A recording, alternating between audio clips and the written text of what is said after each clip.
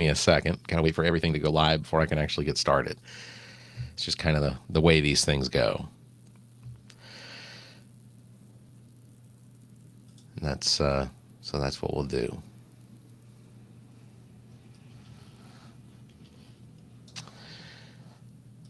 All right. Welcome, everyone, to the All About Nothing podcast, kind of daily show. I am Barrett Gruber, host of the All About Nothing podcast. You can find me across all of social media at Barrett Gruber. If you want to participate in the show, you can chat with us on YouTube, Twitch, or Facebook. You can find links at the top of our webpage, theallaboutnothing.com. Please follow and subscribe wherever it is you are listening. We're going to get started here. New episode of the Awakening podcast with Heather and Tamara is out today. You can check that out anywhere you get podcasts or head over to bigmediallc.com for links. I forgot to mention this on Monday's episode, but I will say it here. As well, the All About Nothing podcast dropped an episode this week with an interview with our friend of the pod, Matt Villardo. We get to talk about his health crisis, his impeding move to Maryland, and the state of South Carolina politics. You can visit theallaboutnothing.com for links, or you can check the show notes here in this episode. Also, new episode of the All About Nothing podcast drops on Monday. My guest is Denny LeVay. He is a candidate for the Republican nomination for Senate in Idaho. I haven't recorded it yet, but it should be a good one as we differ on a lot of things and opinions and things like that. But I think, podcast listener, you will be surprised on how much we actually agree on with each other. That episode will drop on Monday. So make sure to check that out. So we've got a lot to get to tonight, including the fact that the former president is our current president is currently seeking to turn the entire Middle East into a giant glowing parking lot while simultaneously trying to sell freedom steaks out the back of a Cybertruck. But first, for more on the man who spent the last decade transforming from America's mayor into a guy who looks like he's slowly being digested by his own suit, it's time for what I like to call a nothing or dive. Now, if you've been following the news, and if you haven't, I envy you. Please tell me what it's like to feel the sun. You know that Rudy Giuliani has had let's call it a complicated few years since 2024. He has been disbarred. He's been bankrupted. He's been pardoned by Trump. He's been given the Presidential Medal of Freedom for some reason, and was most recently seen in a New Hampshire car crash that I assume happened because he tried to use a bottle of Chianti for GPS. Over the weekend, we did get some details on something actually serious. Rudy Giuliani is currently in a Florida hospital in a critical condition, but stable condition. His spokesman, Ted Goodman, announced that Rudy is battling a severe case of pneumonia. And look, obviously, I wish him a recovery. I mean, mostly because I'm not done making fun of him, but the way his team is framing this it's very Rudy-like. His spokesman released a statement saying, Mayor Giuliani is a fighter who has faced every challenge in his life with unwavering strength. A fighter. Rudy.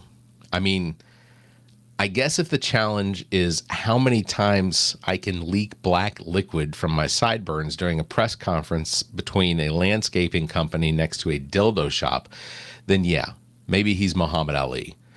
But it gets weirder.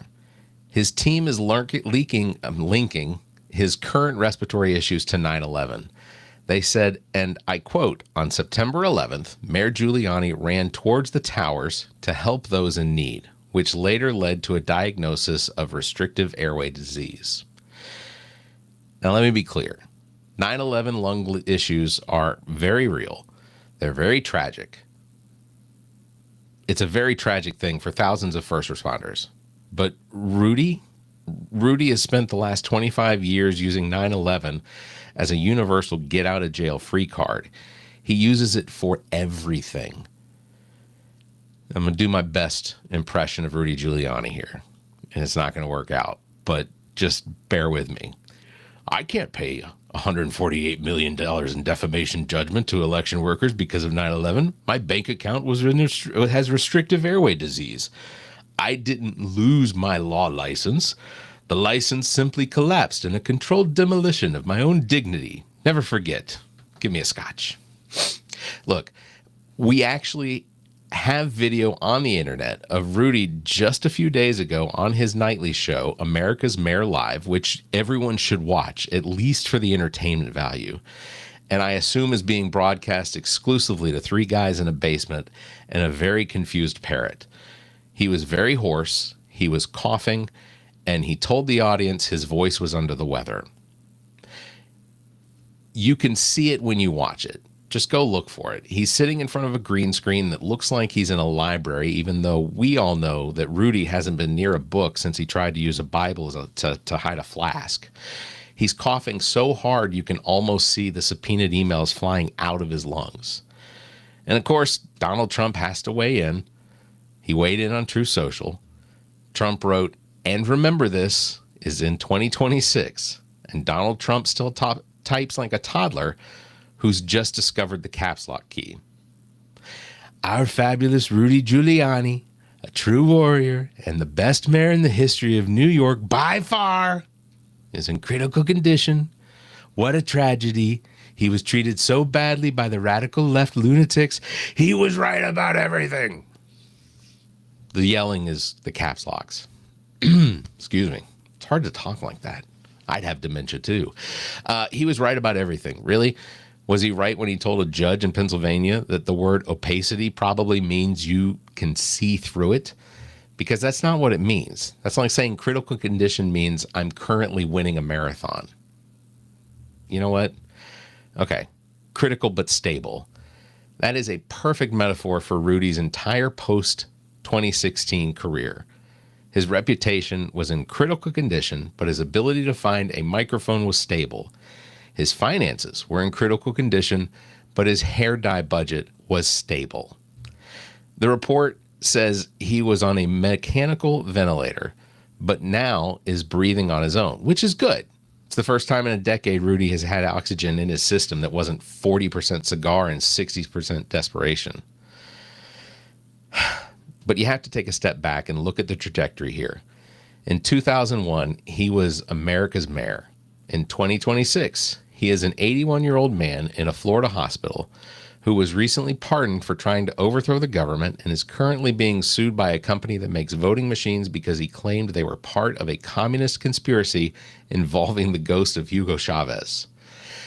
It's like if the hero of an inspirational movie suddenly decided in the final 10 minutes to become a recurring character on the Munsters. His spokesman said the mayor believes in the power of prayer. And honestly, at this point, Rudy, prayer is probably all you've got left. Because the courts took your money, the Bar Association took your license, and the bank took your World Series rings. You're down to the big guy in the sky, and he's probably looking down going, wait, is this the guy who did the Borat movie? Yeah, I'm busy.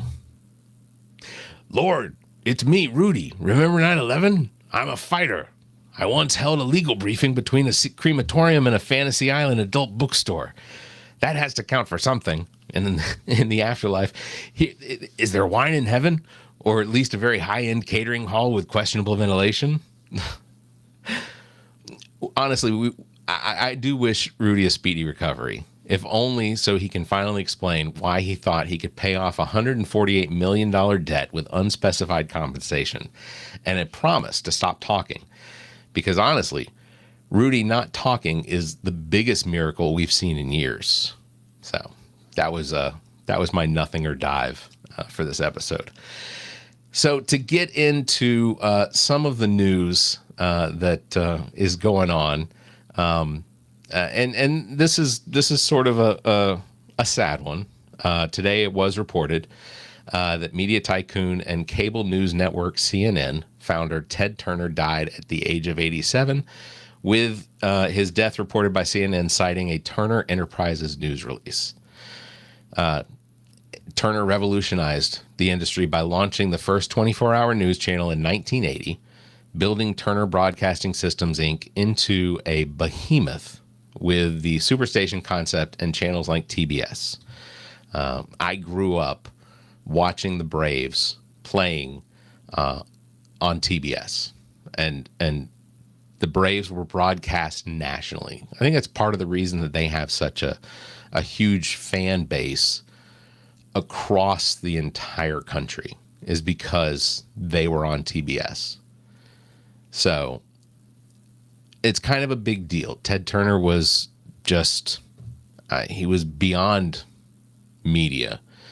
He purchased the Atlanta Braves, and then he acquired MGM UA Entertainment, gaining a library of more than 4,000 movies while donating $1 billion to the United Nations.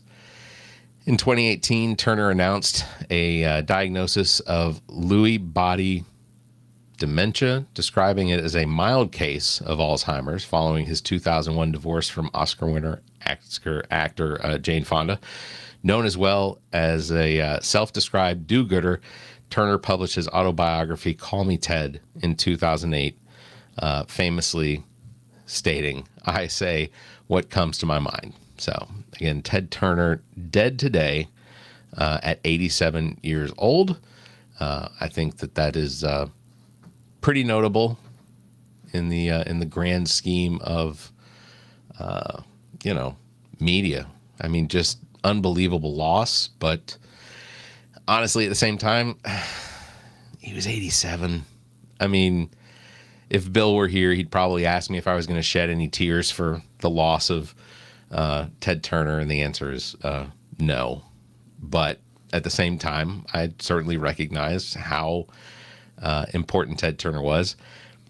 I never, in my time in news and radio, I never worked for CNN. I did do things like remotes and such at the CNN Center in Atlanta. When we go to Braves games or Falcons games or things like that, there was usually a stop at the CNN Center because they had a food court and the food wasn't expensive. So, we do that. Like I said, not going to shed a tear for the loss of Ted Turner. He is not, in my mind, Robert Duvall or any of the other losses that we've had that I've had an emotional response to. So, we move on. Also in the news, an American fighter jet shot out the rudder of an Iranian oil tanker in the Gulf of Oman as it attempted to breach the U.S. blockade, the American military stated. This is on the heels of Donald Trump recently saying that, we're on the verge of peace, even though it's all sort of based purely on what it is that Iran is going to wind up deciding on as far as the peace agreements. It sounds like more and more each day that Iran is toying with President Trump, unless he's just full of shit. And that, I'm not going to rule that out. It is entirely possible that Donald Trump is just feeding us a narrative that is completely inaccurate, that he is continuing to give us this sense of Iran playing, in this whole peace potential. And the likelihood is it's not true. The likelihood is that we are in this ongoing back and forth with a country that has no respect for Donald Trump, because, I mean, I think some of the stuff that they put out, while as an American, I should feel offended by their Lego cartoons that are being accompanied with music and rap music and things like that. But they're making fun of Pete Hegseth. They're making fun of Donald Trump. They're making fun of J.D. Vance. They're picking on RFK Jr. Like, I get that it's all AI, but it's pretty entertaining. And as an American, I should be offended by the fact that Iran is pushing propaganda that is entertaining me. But I'm kind of here for it. It's entertaining. you know. To get back to this, President Donald Trump announced Tuesday that he was pausing Project Freedom, which, by the way, Project Freedom is it's sort of a procedures of the U.S. military in an effort to try and push U.S. commerce through the Strait of Hormuz in a safe shipping lane. That we're stopping that because there is this potential peace deal that we have on the table with Iran. Is it real? I don't know. I don't suspect that it is. Hundreds of merchant ships remain bottled up in the Persian Gulf, with the straits shutdown costing around $60 million per week, while spot price of Brent crude oil eased to around $100 a barrel today. The United States and Iran appear closer to an agreement ending the war, though Trump warned that if Tehran does not agree to terms, the bombing starts at a much higher intensity. Now, there are reports that, and I find this interesting. There are people reporting out of the Pentagon that the United States in that region is virtually out of military assets when it comes to missiles and things like that.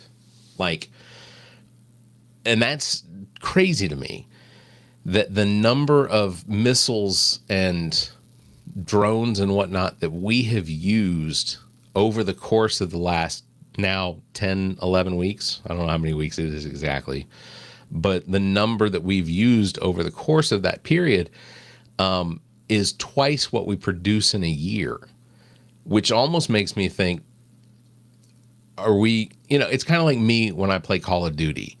When I play Call of Duty, I'm just holding the trigger down and firing just blindly at everything. And it makes me feel like that's kind of what we're doing. Like our military, because there is no strategic plan in place to get out of this war, I feel like that probably translates into exactly how it is that we're running this war, and that we're just firing missiles. That's what it feels like when you hear reports that the United States military in the region is on the verge of potentially running out of military assets or ammunition in this fight. It's a little alarming, Chinese Foreign Minister Wang Yi expressed his country was deeply distressed by the conflict as Tehran and Washington continue negotiations ahead of Trump's planned summit with Chinese President Xi Jinping in Beijing next week. I don't know. I don't. Again, I see how it's affecting me and friends and family, in that the cost of gas. I didn't take a picture of it yesterday when I was driving past, but the Murphy's gas station, and that's not a plug, but the Murphy's gas station that I normally get gas from, they were at $4.17 a gallon yesterday. A week ago, they were at $3.69. Now, as a Walmart Plus subscriber, I do get 10 cents off every gallon. So $4.17 is $4.07. $3.69 is $3.59. But in a week, it jumped from $3.69 to $4.17, respectively. And I am there's a guy that I think people should follow called Mr. Global, who talks about, because of his experience in the oil industry, he talks about how the oil industry is actually being impacted and not being really reported by the mainstream media, in that what we are experiencing now here in the United States has less to do with the impact of the actual fighting that's going on in the Middle East, and more of our global sell-off of gasoline and natural gas to other countries from the United States. That we have oil tankers that are now picking up gasoline and picking up natural gas and taking them to Europe. because the price of gas and natural gas in Europe is higher than it is here in the United States. We may be paying $4.17 a gallon, but they may be paying $7.15 a liter. So you do the math on that between gallons and liters. But the gas companies have the potential of making more money by selling their fuel in Europe than selling it here in the United States. Same thing happened in 2022.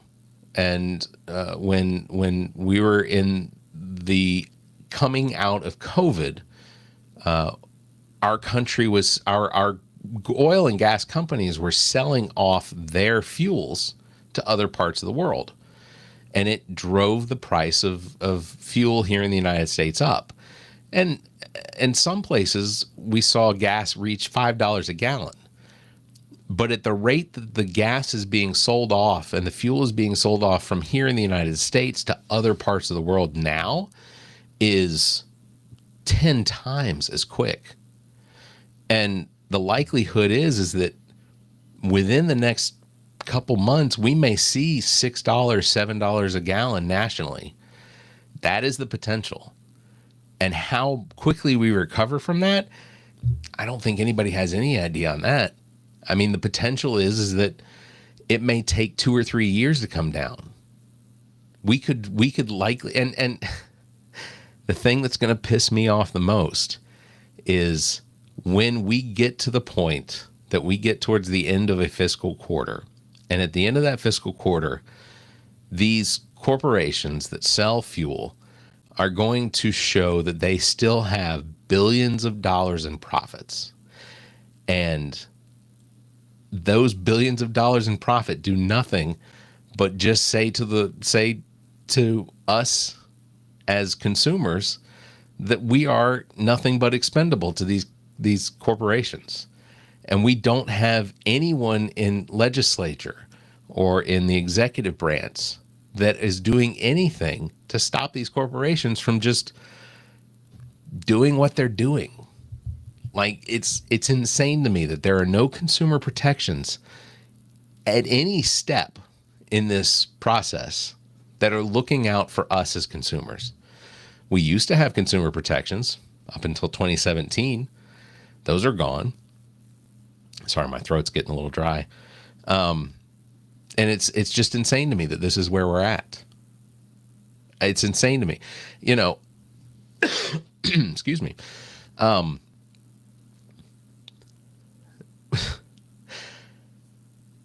I can't, in my mind, believe that there aren't people on the right that are being affected by these inflationary practices. I don't know if that's a word. Seems like it should be.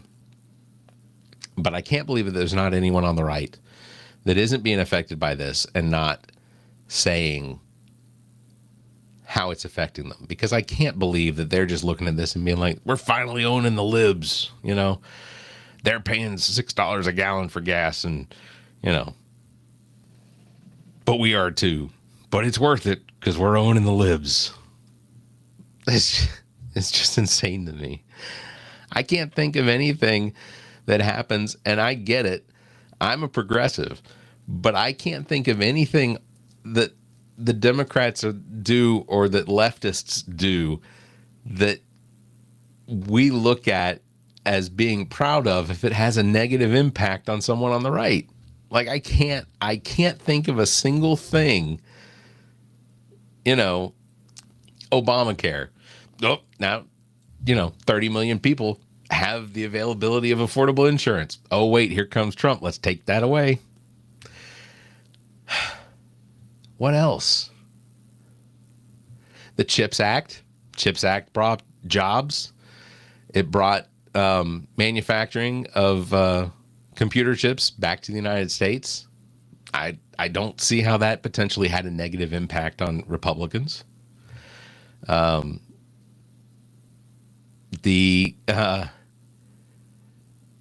trying to think of the Infrastructure Act that came about during Biden's presidency. I can't think of that as having a negative impact on Republicans, where, Democrats were like, oh, we're really sticking it to them. It doesn't make any sense. The Infrastructure Act brought broadband high-speed internet access and is still working its way out, but across the country to rural areas where the internet wasn't necessarily available unless you used potentially Starlink satellites. Again, not a plug. It's just insane to me. The mentality that all of this is worth it to have Donald Trump as president, who, again, I said this on Monday, who is clearly departing this life at an alarming rate, that he is in a state of cognitive decline that can only be diagnosed as frontal temporal dementia. Like, that's the only thing you could potentially diagnose it as. And he's exiting. I don't know what it is that they're propping him up with. I don't know what it is they're keeping him alive with, but it's clearly something. Excuse me. Last thing I wanted to talk about real quick. If you were planning on becoming an employee of Immigration and Custom Enforcement and wanted to go through their shortened training program, that apparently is coming to an end. Today, U.S. Immigration and Customs Enforcement announced plans to scrap the controversial accelerated training program implemented last year. And they're going to be returning to the longer, more traditional instruction period for new deportation officers. So starting on July 1st, the agency will revert to a 72-day instruction period at the Federal Law Enforcement Training Facility in Georgia. This replaces the condensed 42-day program, roughly half the original length, that was introduced to facilities to facilitate a massive hiring surge under the Trump administration. DHS officials stated the change is possible because the agency has successfully completed its goal of more than doubling the number of immigration officers to 22,000. With the immediate pressure to staff up subsiding, the focus is shifting back to long-term training quality. 72 days. 72 days. 42 days. To train someone in what is and what should be fundamentally a very intensive art of how it is that they should be handling immigration and customs enforcement. I am not certain that 42 days is enough, because we've seen the results. There have been multiple Americans that have been shot and killed here in the United States as a result of conflict or a situation that they have been involved in with ICE officers. We have seen tens of thousands of deportations of what are American citizens, and ICE admitting that these were mistakes, that they should not have been deported. ICE operates in a fictitious jurisdiction where they appear to be allowed to be judge, jury, and executioner, all in the same bubble, which isn't how it works in here in the United States. We have something called due process. Many of these individuals that are being deported that have turned out to be American citizens were not given any due process. That's it. It's insane to me. And if it were the left doing it, the right would be flipping out. But see, the left isn't going to do it. There's really only one party of that seems to have respect for law, and that is the party that didn't try to overthrow the government in 2021 at the Capitol. And you know who you are. All right. That's my time. They're giving me the red light. So I'm going to wrap it up. Big thanks to everybody for watching. Thank you for listening. Don't forget, you can follow me at Barrett Gruber across all of the social medias. Thank you very much for liking and hitting that bell. If you can, give us a 5-star review and leave a comment. Until next time, you all stay safe, be kind, and keep your hands to yourself.